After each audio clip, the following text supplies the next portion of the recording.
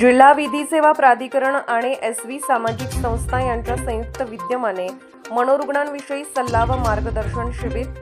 जिल्हा विधी सेवा प्राधिकरण सांगली आणि एसवी सोशल व्हॅल्यू बहुउद्देशीय सामाजिक संस्था MIDC कुपवाड यांच्या संयुक्त विद्यमाने मनोरुग्ण आणि त्यांचे हक्क, अधिकार व कायदेविषयक सल्ला व मार्गदर्शन शिबिर आयोजित करण्यात आले आहे। या कार्यक्रमासाठी विशेष उपस्थिती म्हणून गिरीश कांबळे, सचिव जिल्हा विधी सेवा प्राधिकरणचे ॲडव्होकेट सम्राट कोकाटे, जिल्हा विधी सेवा प्राधिकरणचे ॲडव्होकेट अशोक वाघमोडे, अध्यक्ष सांगली जिल्हा वकील संघटना ॲडव्होकेट दीपक कदम, कायदेशीर सल्लागार एसवी सामाजिक संस्था कुपवाड, मनोविकार तज्ज्ञ doctor Gajanan Sakekar, doctor Sheetal Shinde, doctor Manikrao Suryavanshi यांची विशेष उपस्थिती असणार आहे।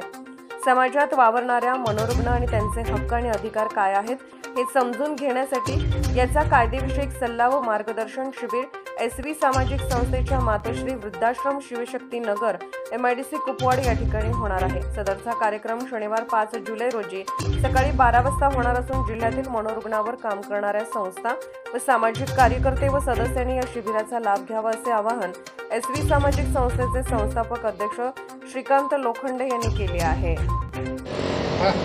उद्या दिनांक 5 जुलै 2025 रोजी जिल्हा विधी सेवा प्राधिकरण सांगली आणि एसवी सामाजिक संस्था MIDC कुपवाड यांच्या संयुक्त विद्यमानं मनोरुग्ण आणि त्यांचे हक्क, अधिकार व कायदेशीर सल्ला व मार्गदर्शन हे जिल्हा विधी सेवा प्राधिकरण यांच्याकडून आपल्याला करण्यात येणार आहे।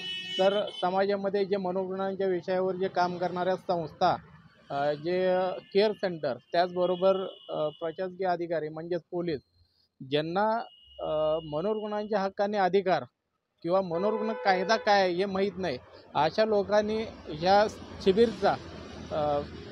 शिबिरमध्ये सहभागी होऊन मनोरुग्ण कायदा काय हे जाणून घ्यावं। कारण सांगली जिल्ह्यामध्ये बऱ्याच ठिकाणी जे मनोरुग्ण भटकत आहेत, रस्त्यावर पडत आहेत, मरत आहेत, त्यांना घ्यायचं आपण कसं ताब्यात आणि त्याच्याबद्दल कायदा काय हे अजून कोणाला माहीत नाही।